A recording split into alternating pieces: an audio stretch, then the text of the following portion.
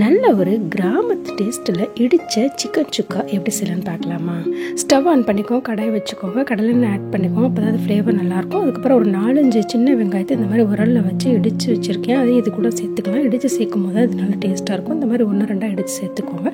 இது கூடவே ஒரு காஞ்ச மிளகாய், ஒரு கொத்து கருவேப்பிலை அதையும் சேர்த்து இது நல்லா வதக்கி விட்டுடலாம். இது நல்லா வதங்கட்டும். அதுக்கப்புறம் கூடவே ஒரு சின்ன துண்டு இஞ்சி, அதுக்கப்புறம் ஒரு 4-5 பல்லு பூண்டு அதையும் இடித்து சேர்த்துக்கலாம். பேஸ்ட்டு சேர்க்க வேணும், அதையும் இடித்து சேர்த்துக்கலாம். அப்போ தான் இதோட ஃப்ளேவர் ரொம்பவே நல்லாயிருக்கும். இது நல்லா எண்ணெயிலே வதங்கணும். வதங்கினதுக்கப்புறமா ஒரு ஸ்பூன் மிளகாய்த்தூள், 1 ஸ்பூன் மல்லித்தூள் சேர்த்து அதையும் சேர்த்து இது நல்லா கிளறி விட்டுடலாம். இது நல்லா எண்ணெயிலே நல்லா வதங்கணும். அதுக்கப்புறம் ஒரு 1/4 கிலோ போல் சிக்கன் இது கூட சேர்த்துக்கலாம். இது கூடவே மஞ்சத்தூள், அதுக்கப்புறமா ஒரு 1/2 ஸ்பூன் மிளகு, 1/2 ஸ்பூன் ஜீரகம், 1/2 ஸ்பூன் சோம்பு இதெல்லாம் உரலில் வச்சு இடித்து சேர்த்துக்கலாம். 1-2 இந்த மாதிரி இடித்து சேர்க்கும் போது நல்லா டேஸ்ட்டு நல்லாயிருக்கும். அதனால் இடித்து சேர்த்துக்கலாம் ஃப்ரெஷ்ஷாக.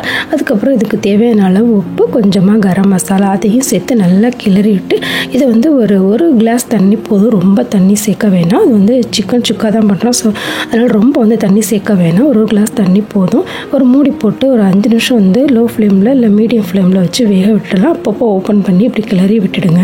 கிளறி விட்டுட்டு திரும்ப ஒரு மூடி போட்டு லோ ஃப்ளேமில் நல்லா மூடி வச்சு வேக விட்டுடுங்க. இது நல்லா எண்ணெயிலே நல்லா வதங்கட்டும். பாருங்கள், கொஞ்ச நேரத்தில் எண்ணெயெல்லாம் நல்லா பிரிஞ்சு வந்துடும். திரும்ப ஒரு கரண்டி போட்டு நல்லா இதை அடி பிடிச்சிருக்கும். அதை நல்லா இந்த மாதிரி கிளறி விடுங்க. அது அடி பிடிச்சிருக்கு தான் இதோட டேஸ்ட்டே. நல்லா கிளறி விட்டுட்டு லாஸ்ட்டாக கொஞ்சமாக ஃப்ரெஷ் கருவேப்பிலையும் சேர்த்துக்கோங்க. அவ்வளோதான், சூப்பராக நம்மளுடைய சிக்கன் சுக்கா அதுவும் கிராமத்து சைடில் சூப்பராக ரெடி ஆகிடுச்சு. கண்டிப்பாக ட்ரை பண்ணி பாருங்கள். பிடிச்சிருந்தா லைக் பண்ணுங்கள். நெக்ஸ்ட் வீடியோவில் பார்க்கலாம். பாய்.